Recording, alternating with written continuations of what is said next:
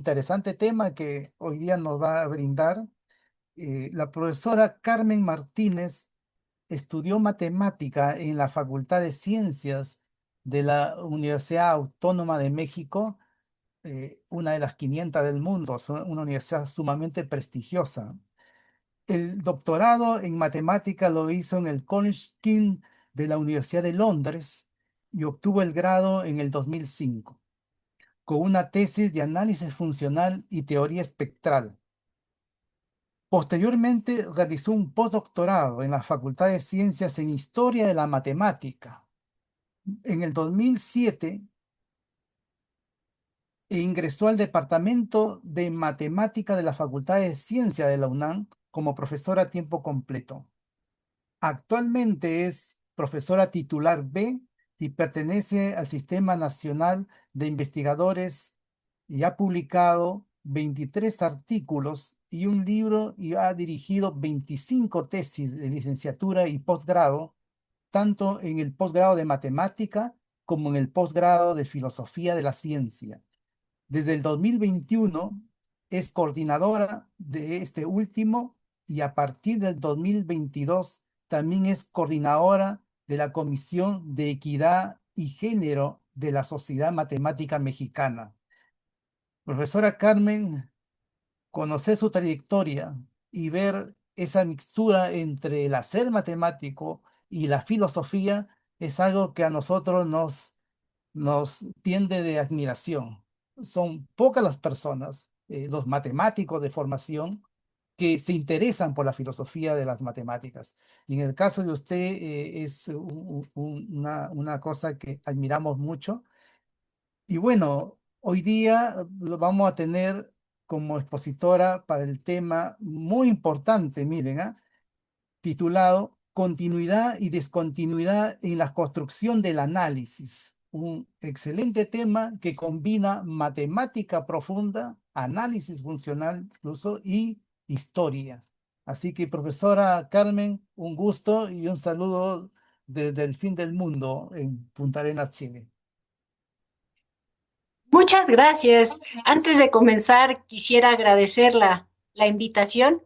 Para mí es un gusto y un honor poder formar parte del programa de este cuarto coloquio internacional de Historia y Filosofía de la Matemática.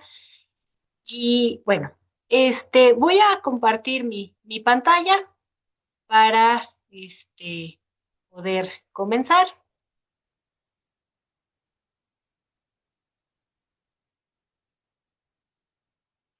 ¿Ya la ven ahí?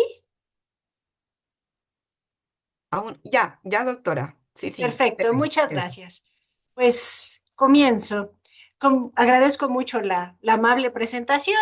Como ya comentaron, mi intención el día de hoy es platicarles un poco sobre los conceptos de continuidad y discontinuidad en la construcción del análisis y en particular de la construcción del análisis matemático. Entonces, quisiera comenzar con estos breves comentarios, ¿no?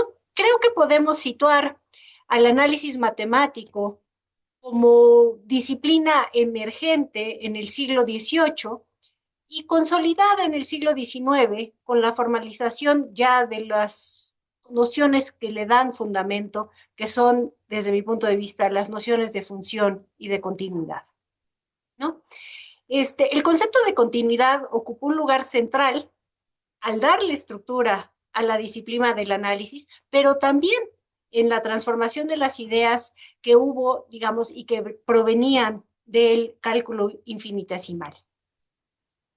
En el siglo XIX, los esfuerzos por precisar el significado del concepto de continuidad motivaron una profunda revisión del campo y dentro de esto surgió lo que se conocen ahora como funciones patológicas, ¿no? Estos ejemplos que son o se consideran en algún momento fuera de lo esperado o fuera de la norma, como podrían ser las funciones continuas sin derivada, las funciones discontinuas en todos sus puntos o las funciones no integrables incluso.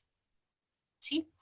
Ahora bien, estas construcciones, lejos de ser anomalías, poco a poco abrieron nuevas vías para comprender la estructura subyacente de los objetos matemáticos que dieron origen a teorías como la teoría de la integración moderna, o digamos del siglo XX, y la teoría de la medida. Lo que quisiera yo hacer en esta charla es examinar la evolución del concepto de continuidad y la relevancia que estas llamadas patologías tuvieron en la conformación del análisis y de la matemática contemporánea. Entonces, voy a empezar con un poco de historia, ¿no?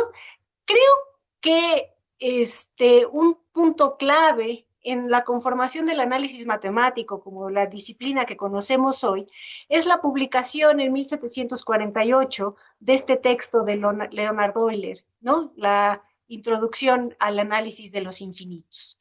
Ese texto tuvo como objeto de estudio, tiene como objeto de estudio las funciones, ¿no? Y esto es clave, ¿no? Las funciones dejan de ser un método para estudiar curvas y se vuelven un objeto de estudio propio, ¿no? Y creo que un momento en donde podemos decir que esto ocurre, aunque bien es difícil dar así como la fecha de nacimiento de una disciplina, pero creo que ya aquí en 1748 eso ocurre, ¿sí? Ahora bien, la primera definición publicada de la palabra función no ocurre mucho tiempo antes de la publicación de este texto de Euler, ¿no?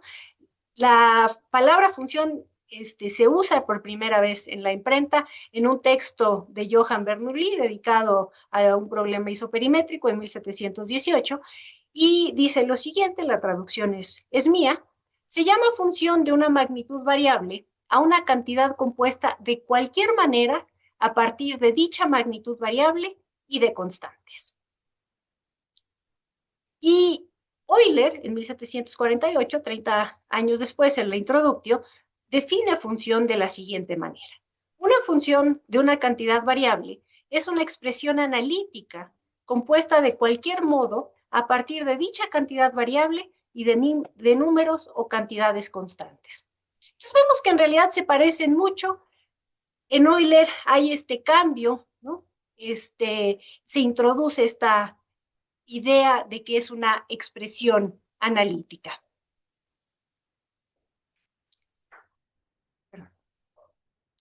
Esto es lo que comentaba, ¿no? La noción de cantidad compuesta, debo mencionar, que aparece en ambas definiciones, es algo que está presente desde finales del siglo XVI en varios tratados, tanto algebraicos como geométricos, para describir expresiones con cantidades que se conocen y cantidades que no se conocen, ¿sí? Ahora, la definición de Euler podría interpretarse como una relación de dependencia, ¿no? Entre la función en sí y las cantidades variables y las constantes que la componen.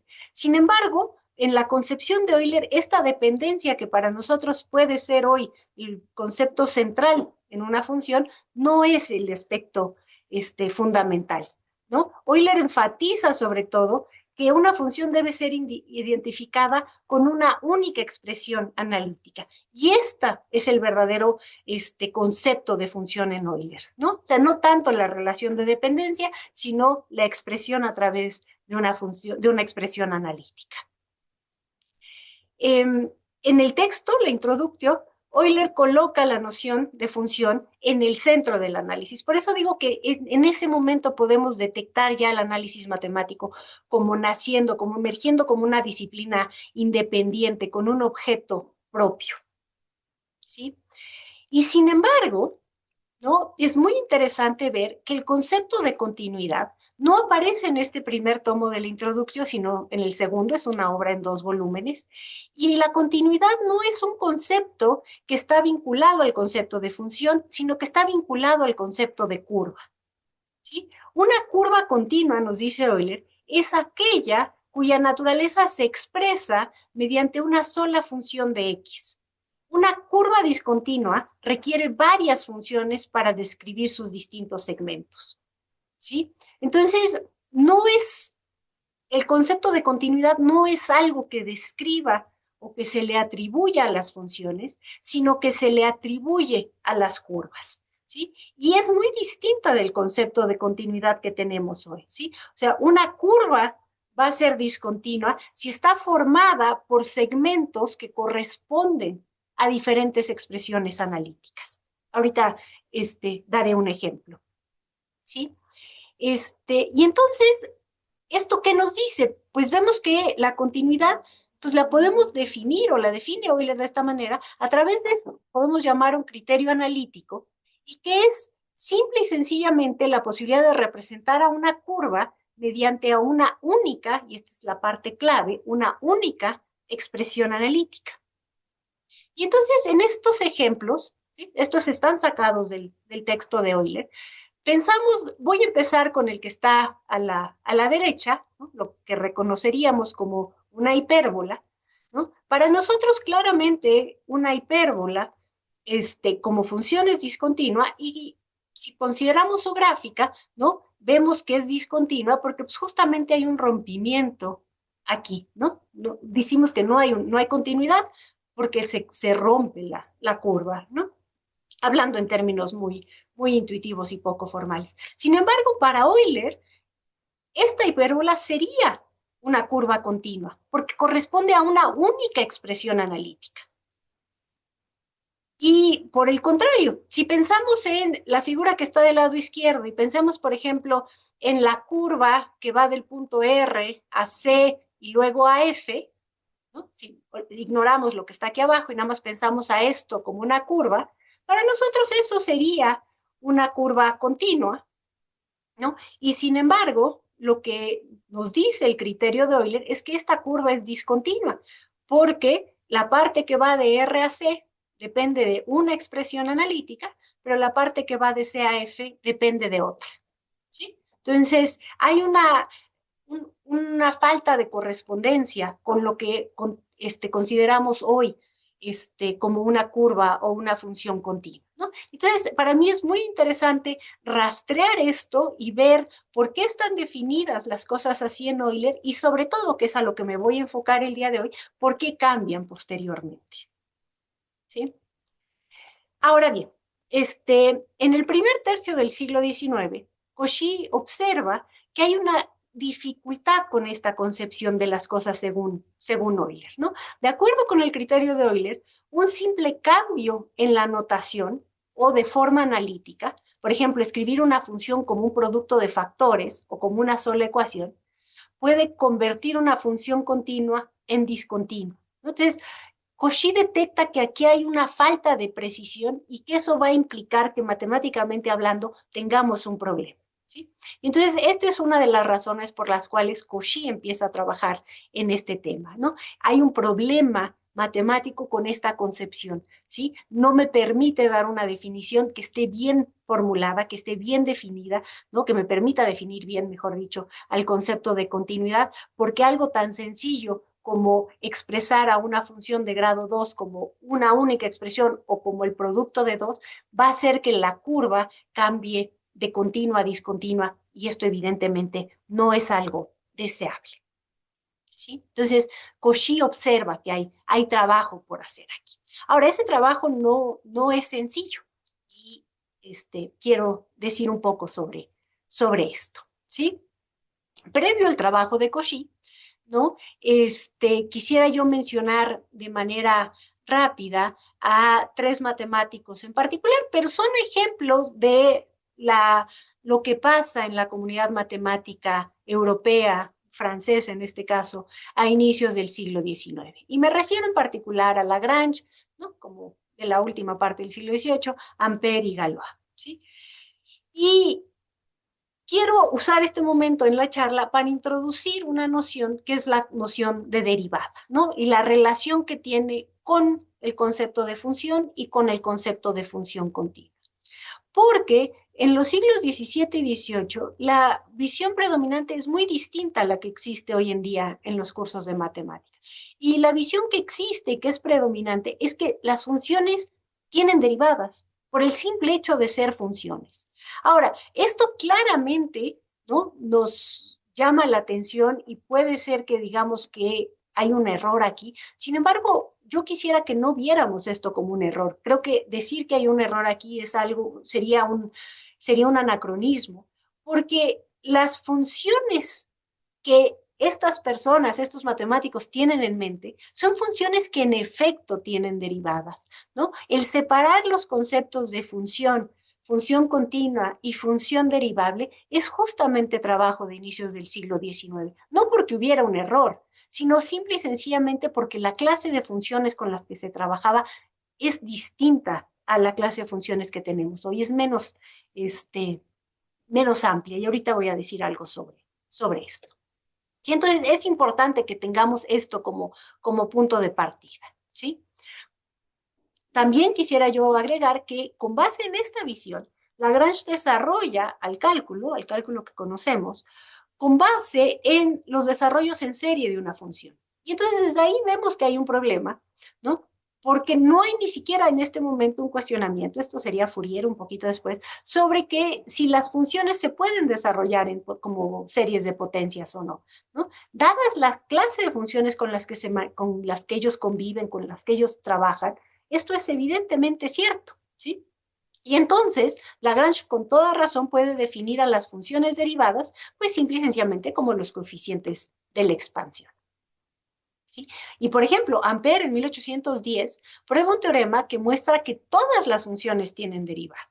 ¿Sí? Pero nuevamente entendiendo esto en el sentido en el que ellos están entendiendo el concepto de función, ¿no? Dado el concepto de función que ellos tienen, este resultado no es, no le falta rigor, no hay un error como tal. ¿Sí? Hay un cambio conceptual que se da que hoy nos llama mucho la atención. Y para ejemplificar esto, lo que quisiera mostrarles es un teorema que Galois demuestra en 1830, o sea, de manera bastante tardía, porque ya existen las definiciones de Cauchy de continuidad y demás. Sin embargo, esto muestra que el cambiar las tendencias, estas visiones predominantes en las matemáticas y en particular en el análisis, no es tarea sencilla. Y al teorema que me refiero es el siguiente, ¿no? Esto está en un texto publicado de Galois y nos dice lo siguiente. Sean f de x y f de x, ¿no? F mayúscula y f minúscula, he conservado la notación de Galois, no pone paréntesis, ¿no? Dos funciones cualesquiera dadas, ¿no? Para él estas pueden ser cualesquiera dos funciones. Entonces, para cualesquiera h y x, se tiene que este cociente, ¿no? Que reconocemos como el cociente que definiría la derivada, es igual a una función que él llama phi de k, donde phi es una función determinada y k es una cantidad intermedia entre x y x más h. ¿Sí? Y entonces, ¿qué es lo que está diciendo Galois en este teorema? ¿No? Galois construye la demostración afirmando que esto demuestra entonces a priori la existencia de las funciones derivadas para todas las funciones, porque las funciones con las que está trabajando aquí son cualesquiera, según él. Ahora bien, hay un asunto aquí que es muy sutil. Suponer que el cociente es el número, este phi de k, implica no solo una dependencia con x y h, sino también de las funciones f mayúscula y f minúscula. Y es ahí donde está el asunto, ¿no? Esta última suposición no es tomada en cuenta por Galois, ¿no? Y esto hace que la prueba únicamente sea válida cuando tanto f minúscula como f mayúscula son funciones continuas. Y entonces el resultado ya es adecuado. Pero el asunto no es que haya un error o que a Galois se le olvide o que no considere esto, sino que Galois está pensando en que las funciones, por el simple hecho de ser funciones, este es su concepto de función, son continuas, ¿no? Entonces ahí se tiene que dar un cambio conceptual, pero no en términos de la definición en sí, sino en términos de lo que se está entendiendo como por función en esta época. Ahora, esto es lo que decía, no busco aquí señalar un error en el razonamiento de Galois. Lo que quiero es destacar el proceso mediante el cual las funciones y las funciones continuas llegaron a distinguirse, ¿no? Como dos cosas distintas, ¿no? Y que este proceso fue largo y no fue sencillo, fue más que difícil, es complejo, tiene varias etapas y no es lineal, ¿sí? Entonces, hay un punto de partida aquí que es muy interesante. Y hacia dónde vamos es Bolzano, ¿no? Matemático checo, ¿no? Bueno, bohemio, fue uno de las primeras personas en separar estos conceptos, utilizando precisamente esta demostración como ejemplo, ¿no? Bolzano retoma este teorema de Galois y dice que aquí hay trabajo por hacer para poder definir bien el concepto de función y que para eso va a ser necesario también definir de manera adecuada una noción de continuidad que es distinta a la que habíamos visto en Euler. ¿Sí? Y entonces, si nos metemos a ver qué es el trabajo que se hace aquí, pues vemos que tanto Bolzano como Cauchy, ¿no? De manera casi simultánea, presentan definiciones de continuidad como un concepto que se aplica a las funciones, ya no a las curvas, ¿no? Esto ya es bastante moderno, ¿no? Podemos, si leemos las definiciones de Bolzano y Cauchy, reconocemos con cierta facilidad nuestra noción de continuidad, sobre todo en la de Bolzano e inclusive en la de Cauchy, aunque hay sutilezas que nos hacen ver que no es la contemporánea, reconocemos ahí ya algo que nos es mucho más familiar, ¿no? Una cosa que es muy interesante tomando en cuenta la historia es que Bolzano distingue entre la noción de continuidad para una curva para la cual utiliza una palabra en alemán, Kontinuierlich, y la continuidad de una función, para el cual utiliza el término que se usa actualmente, estética. ¿Sí? Y no hay ningún tipo de conexión explícita en la relación entre estos dos conceptos. ¿Sí? Pero el simple hecho de que los nombre de manera distinta nos hace ver que para él ya son dos cosas distintas, ¿no? Y que a lo que él se va a enfocar es justamente a tratar de dar una definición adecuada y bien precisa de la noción de continuidad para el caso de funciones. Ahora, también Cauchy, como ya lo había yo anticipado, pues critica la noción anterior de continuidad basada en los trabajos de Euler y Lagrange, ¿no? Y dice que el asunto, que el problema está en fijarse en la ecuación o en la expresión como un todo y propone la definición que, les digo, da el sustento, es la base de nuestra definición actual, que es una definición basada en la idea de tomar incrementos pequeños en la variable y esperar entonces que en la función también haya una variación pequeña. Es interesante que esta noción de continuidad es posterior a la noción de derivada, ¿sí? O sea, la noción de derivada ya existe. Y sin embargo, la noción de continuidad es posterior. Estos trabajos de Cauchy y de Bolzano surgen entre los años 1817 y 1821, ¿sí? Y entonces es solo con estos trabajos que el concepto de continuidad, digamos, se interpone entre el concepto de función y función derivable, de manera como lo comprendemos hoy, ¿no? Hoy tenemos nuestra clase de funciones, dentro de ellas están las funciones continuas y dentro de ellas las funciones derivables. Pero esto es trabajo de Cauchy y Bolzano, ¿sí? Es solo a partir de estos primeros años del siglo XIX que el concepto de continuidad de una función surge como tal.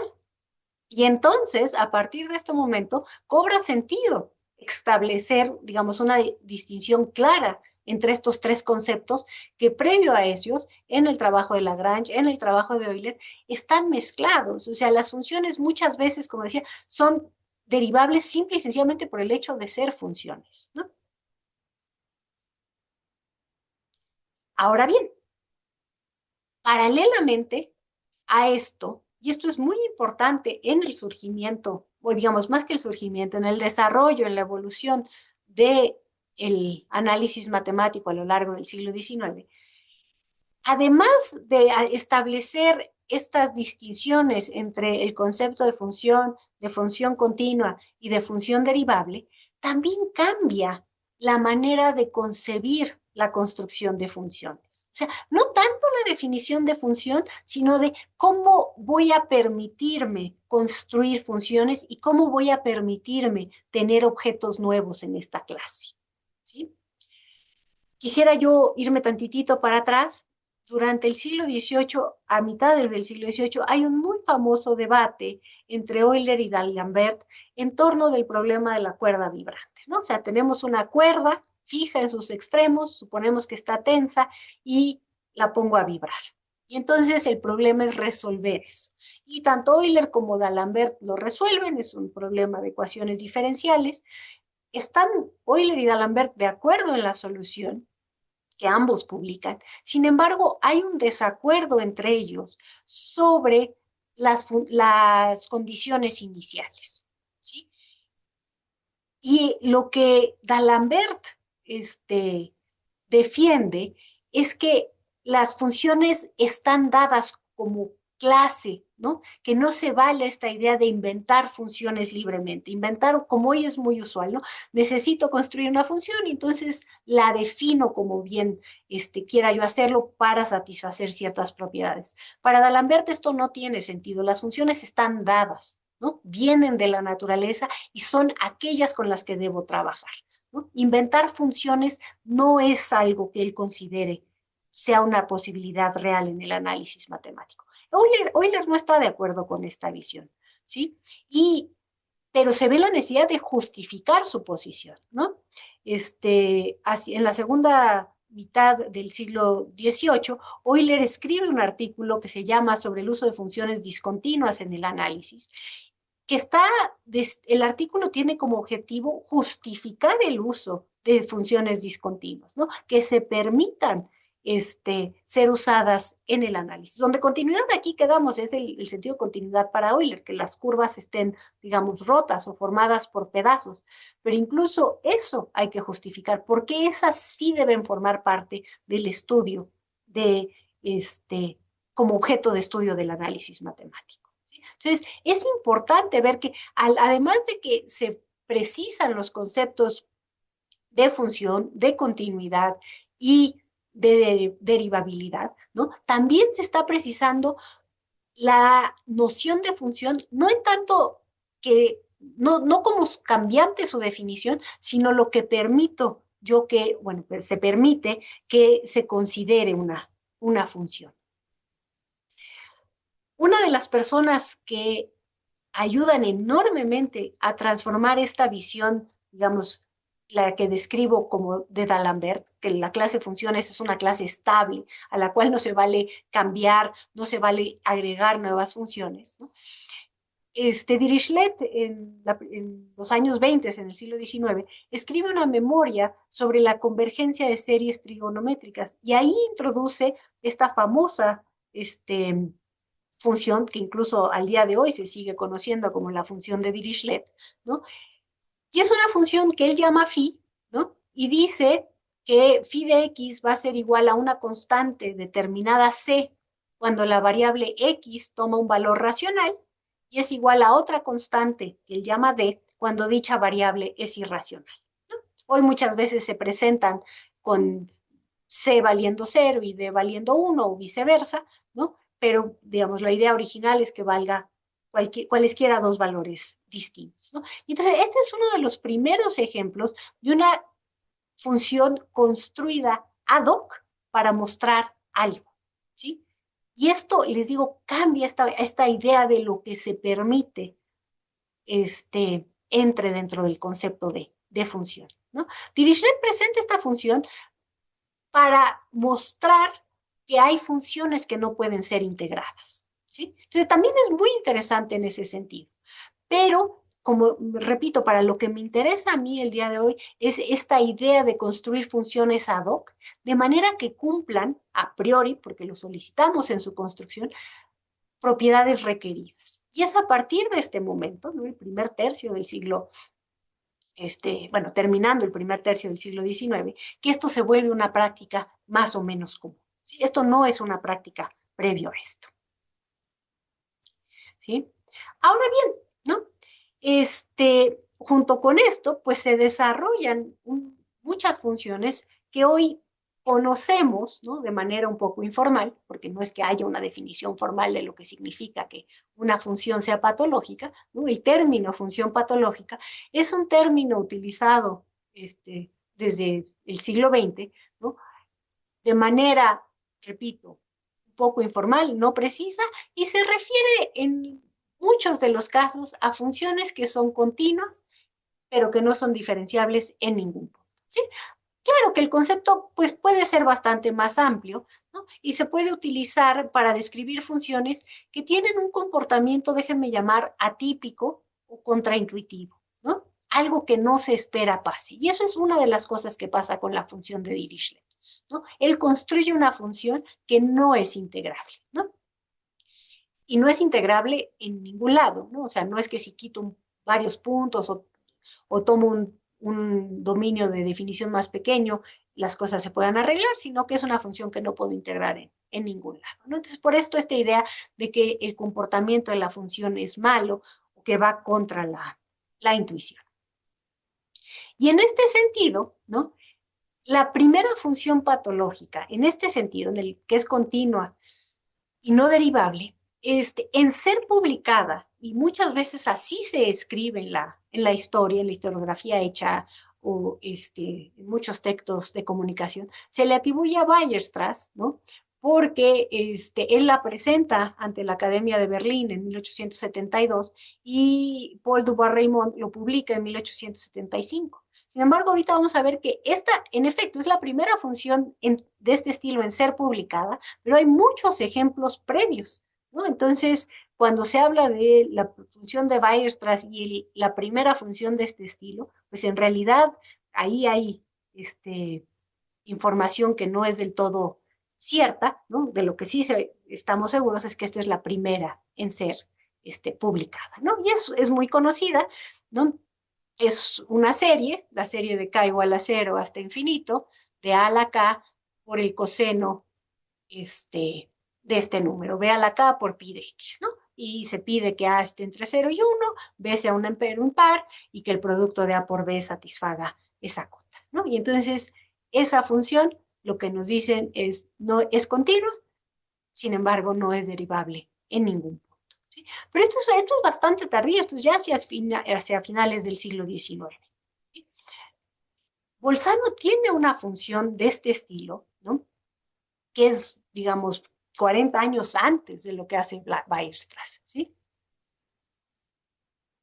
Conforme Bolzano estudia el concepto de continuidad, se da cuenta que existen funciones que no son continuas en ningún punto, funciones que son continuas pero no derivables, funciones de muchos estilos, ¿no? Y todo esto como consecuencia de un estudio cuidadoso y sistemático de lo que significa el concepto de continuidad, ¿sí? Más o menos en 1830, Bolzano escribe un manuscrito, se llama Teoría de Funciones. Sin embargo, este manuscrito no fue publicado. Estaba listo para ser publicado, por alguna razón no lo es, y es de esas cosas que no se sabe muy bien qué pasó. El manuscrito se pierde y es encontrado hasta 1920 de manera accidental por Martin Jacek en la Biblioteca Nacional de Viena, ¿no? Entonces, es un texto muy interesante, es un texto sobre teoría de funciones con el cual hoy podríamos dar un curso de análisis en las carreras de matemáticas.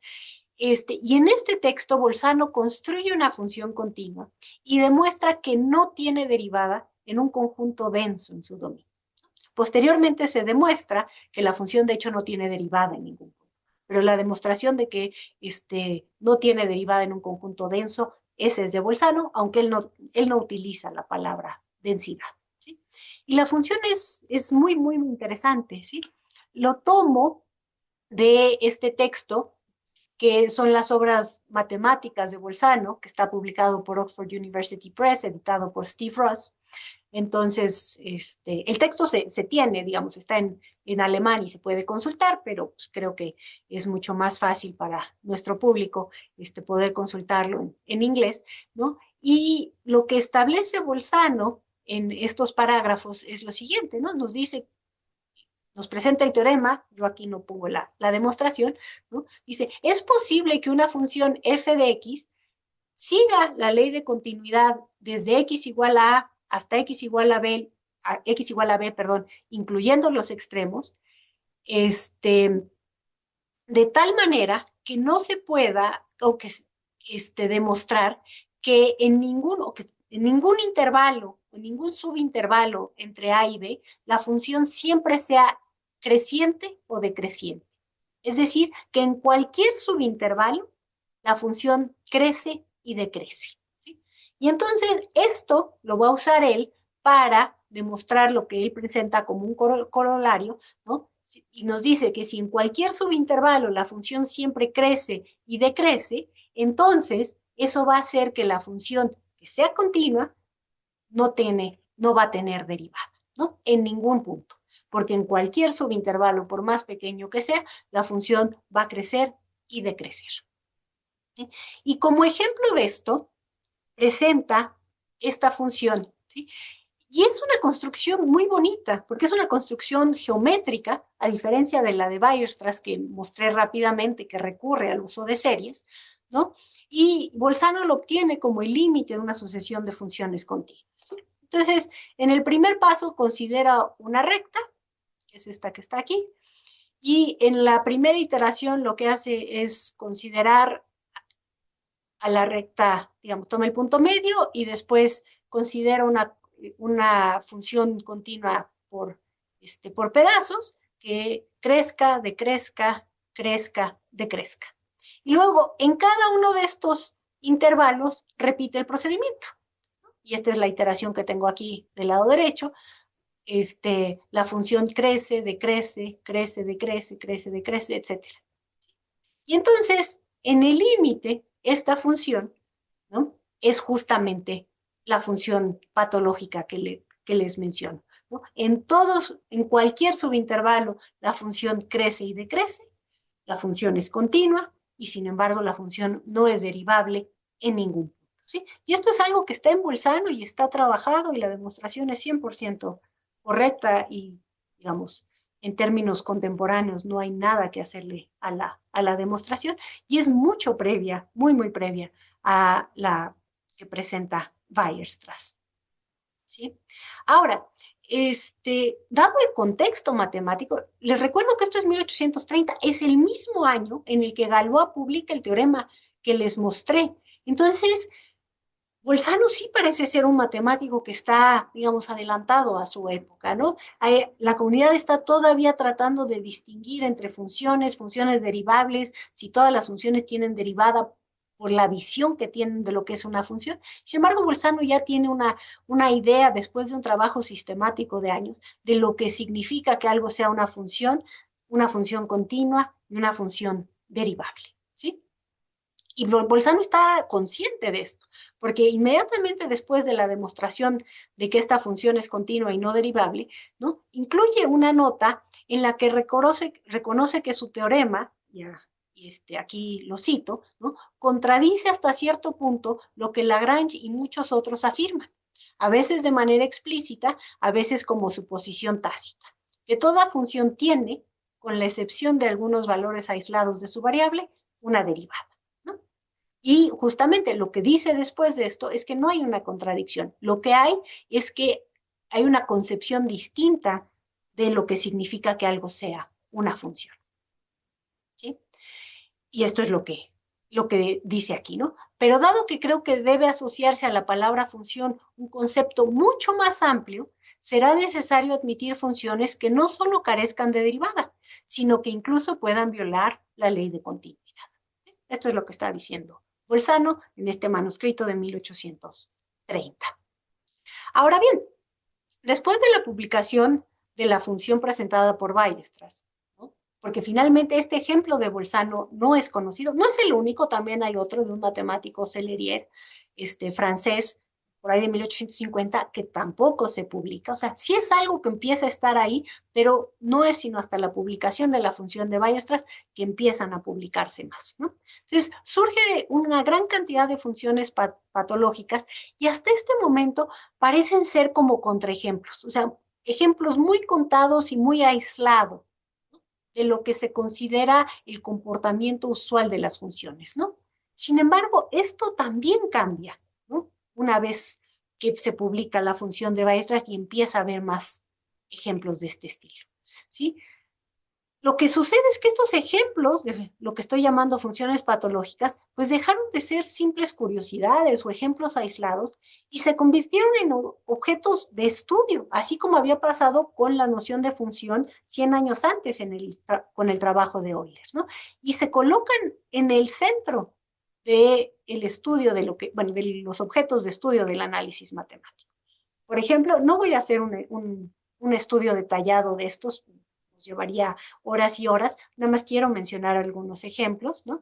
En 1870, Hankel publica un ensayo que está dedicado al estudio de funciones discontinuas o con infinitas oscilaciones. O sea, ya es un tema que amerita ser estudiado, ¿no? Y lo que busca Hankel es analizar el concepto de función y, de hecho, propone una primera clasificación sistemática de estas, ¿sí? Muy en el sentido de cómo clasificamos las funciones hoy, ¿sí? Las divide en estas dos clases, continuas y discontinuas, y sé que esto no es sorprendente, porque eso es algo que nosotros heredamos y así las matemáticas que conocemos hoy, así son presentadas. Pero no, esto es nuevo. Las clasificaciones que están en los textos de Euler, incluso en los textos de Cauchy, no es esta. Las funciones se clasifican de acuerdo a su expresión analítica. Entonces, esta idea de clasificar a las funciones de acuerdo al concepto de continuidad, eso es algo que viene de finales, o bueno, de la segunda mitad del siglo XIX. ¿Sí? Y Hankel, entre las funciones discontinuas, distingue los siguientes, ¿no? Aquellas con un número finito de discontinuidades, las que son linealmente discontinuas, y estas, ahorita explico lo que significa, ¿no? Funciones puntualmente discontinuas, es decir, que tienen discontinuidades, pero ya no en una cantidad finita, y funciones totalmente discontinuas, es decir, funciones que son discontinuas en todos sus puntos, ¿sí? Y para ello introduce una noción generalizada de brinco, utiliza esta palabra, de función en un punto, ¿no? Y esto anticipa lo que es nuestra noción de oscilación, ¿sí? Y para hacer esto, ¿no? Pues emplea conceptos como justamente el que ya había usado Bolzano también, que hoy diríamos, pues se está fijando en si un conjunto es denso o no, nada más que no utiliza el término, o conjuntos dispersos, digamos, ¿no? Conjuntos que tienen, que son densos en ninguna parte, ¿no? Y estos conceptos aparecen, si bien sin los nombres con los cuales nos referimos a ellos el día de hoy, ¿no? Pero aparecen ya formulados de manera explícita por primera vez. Luego, después del trabajo de Hankel, por ejemplo, Schwartz presenta una función continua que es creciente y carece de derivada en una infinidad de puntos. Entonces, empieza a haber más y más ejemplos de este tipo de funciones, ¿sí? Darboux en 1875 publica un texto que se llama Memoria sobre las funciones discontinuas y justamente clasifica a las funciones continuas que no tienen derivadas, ¿sí? Y entonces todos estos ejemplos pues impulsan el desarrollo de esta nueva teoría, ¿no? Esta nueva teoría que seguimos llamando análisis matemático, pero que es distinta porque cambió ya el objeto de estudio, ¿sí? Ahora bien, para comenzar a cerrar, creo que es importante mencionar que estos ejemplos que surgen para finales del siglo XIX y que siguen surgiendo a finales, digo, a inicios del siglo XX, por ejemplo, entre ellos está la curva de Peano, ¿no? O sea, una curva que rellena un cacho en el plano, ¿no? Aunque empieza a haber un estudio serio y sistemático de estos objetos, también es cierto que este desarrollo no se da sin algo de resistencia por parte de la comunidad matemática. Y esto también es un fenómeno muy interesante, ¿sí? Por ejemplo, este es un texto que publica Lebesgue de manera tardía en 1922 en sus trabajos científicos, pero que hace alusión a algo que él vivió en 1899, ¿sí? Y lo dejé en el original, pero traduzco la primera parte, ¿sí? Dice, en 1899 le envía una nota al señor Picarda sobre las superficies no regladas aplicadas a un plano, ¿sí? Y Hermite, este matemático que todos conocemos, quiso desde el inicio oponerse a su inserción en las notas de la academia, ¿sí? El señor Picard defendió mi nota, ¿sí? Y y la frase que está subrayada es la que quiero mencionar, ¿no? Dice que Hermite le había escrito a Stiglitz, ¿no? Otro matemático francés de esta época, dice, yo me volteo con miedo y horror de esta plaga lamentable que son las funciones sin derivada, ¿sí? Entonces, vamos, hay esta idea de que estas funciones, ¿no? Que no tienen derivada, pues lo llama tal cual, lo llama una plaga, pero está ahí implícita esta idea de que estas cosas no son dignas de ser estudiadas, ¿no? O sea, esta nota que quiere publicar Lebesgue en donde va a tratar con estas funciones, es algo que no debe pertenecer a las comprensiones, no debe ser estudiado, ¿no? Incluso hay otra cita en donde Lebesgue dice que muchas veces él llegaba a una reunión y estaba así la comunidad trabajando, platicando sobre algún problema y se burlaban de él, se referían a él como el señor que le interesan las funciones sin derivada, ¿no? O sea, entonces hay algo de reticencia en esta comunidad ya muy bien establecida de analistas franceses que no les parece que haya algo interesante por estudiar aquí, ¿no? Y este mismo punto de vista es compartido también por Poincaré, ¿no?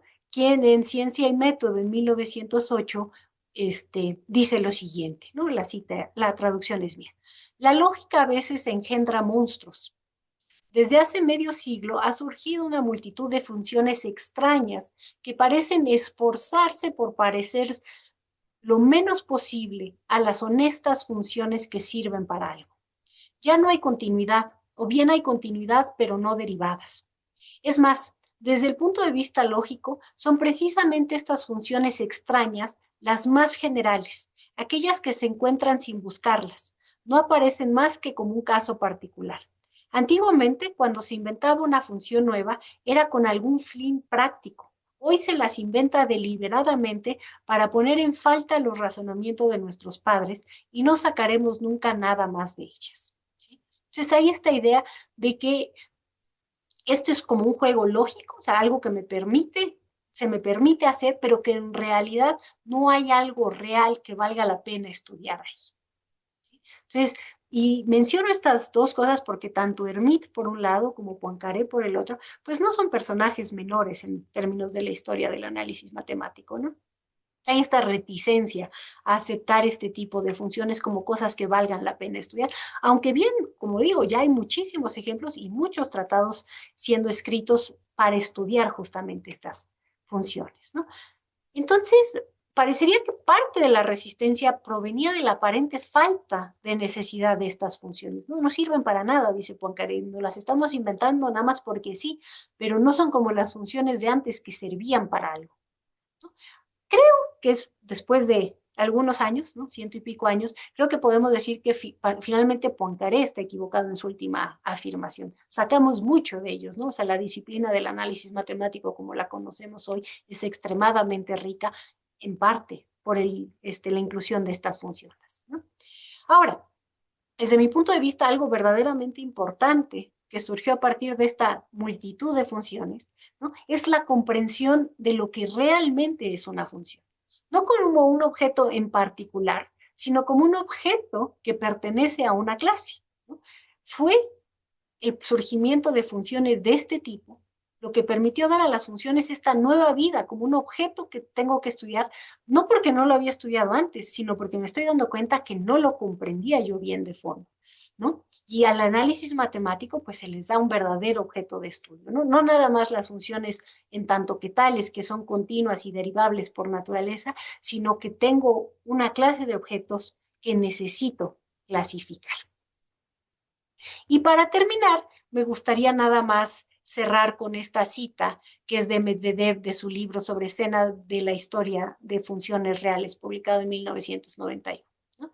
Y nos dice, la clase de funciones continuas que no son derivables en ningún punto, en realidad fue inmensamente más rica que la clase de funciones diferenciables y más bien estas funciones son las que son patológicas.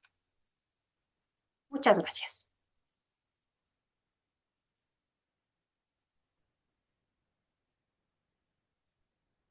Muchas gracias, doctora Martínez, por su brillante exposición, un paseo por la historia de la continuidad y su relevancia en el análisis matemático. Eh, esperando las preguntas del público, quisiera hacerle la siguiente consulta. Mire, dos preguntas en realidad, pero voy a ir con la primera, ¿no? Eh, el concepto de función está limitado por el concepto de continuidad desde el punto de vista histórico, ¿no? Y eso usted lo explicó muy bien.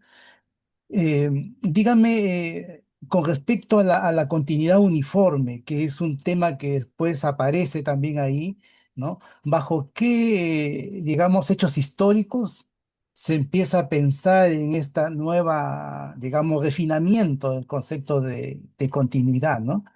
Que yo creo que ha resultado muy, muy importante para el desarrollo del análisis en el siglo XX, la continuidad uniforme. ¿Qué nos podría decir al respecto, doctora Martínez? Claro, es un tema muy, muy interesante, ¿no? El concepto de continuidad uniforme surge en la segunda mitad, hacia finales del siglo XIX, ¿no? En los trabajos de Weierstrass y demás. Sin embargo, digamos, surge de manera paralela con la noción también de convergencia uniforme. O sea, empieza a haber un estudio sobre estos temas en términos ya no puntuales, sino uniformes, globales, ¿sí? Pero es verdaderamente interesante porque contar la historia cuesta trabajo, porque el concepto de continuidad, como lo presenta Cauchy, no es un concepto puntual como lo conocemos el día de hoy, ¿no? O sea, cuando primero o sea, la continuidad hoy se presenta como una propiedad puntual que puede ser local y puede ser global, ¿no? Pero el concepto de continuidad, ¿no? O sea, una función es continua en un punto si pasa tal cosa.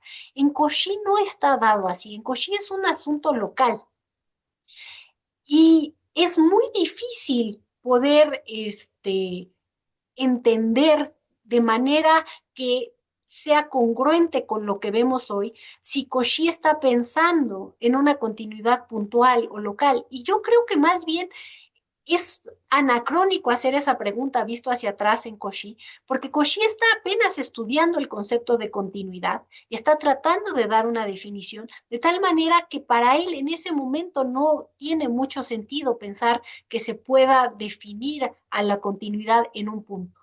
Sin embargo, en Bolzano, que hace un estudio sistemático del asunto, sí existe esta idea de continuidad en un punto.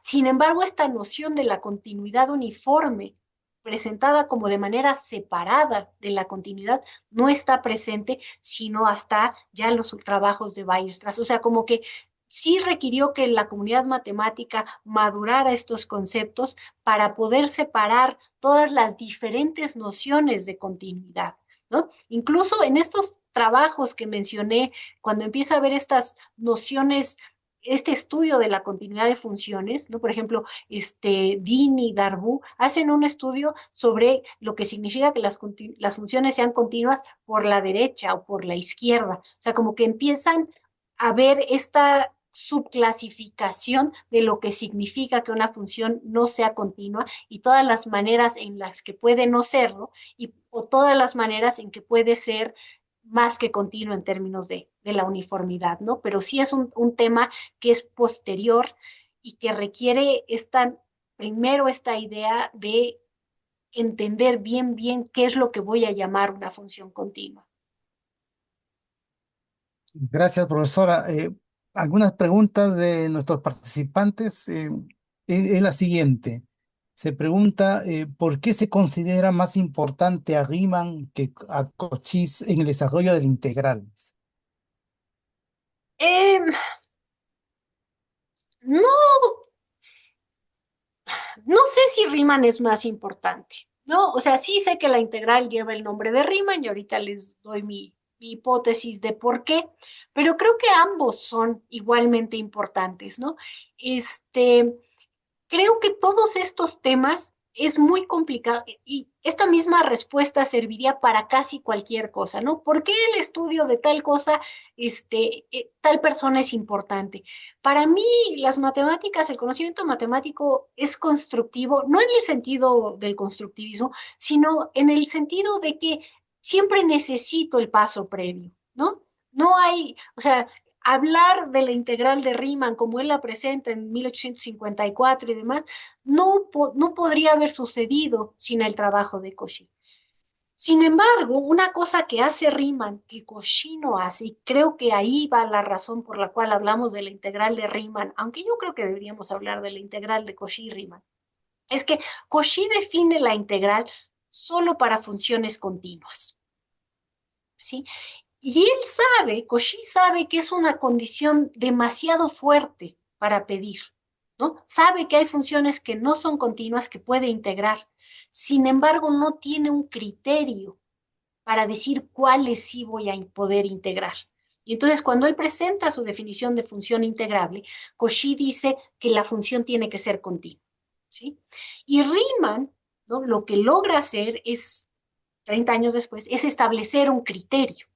¿No? No se necesita, como todos sabemos, que la función sea continua, ¿no? Se necesita que satisfaga lo que hoy conocemos como el criterio de Riemann integrabilidad. Y entonces creo que es este punto el que hace que nos refiramos a la integral como la integral de Riemann, pero yo quisiera enfatizar que esto, de que a mi punto de vista no es que Riemann sea más importante, sino que Riemann, tomando en cuenta el trabajo ya hecho por Cauchy, logra hacerse esta pregunta de qué necesito para que una función sea integrable y entonces lograr tener un criterio que sea un criterio fino, que no sea el pedir que una función sea continua, porque Cauchy está 100% consciente de que pedir que una función sea continua es demasiado, pero no tiene manera de afinar.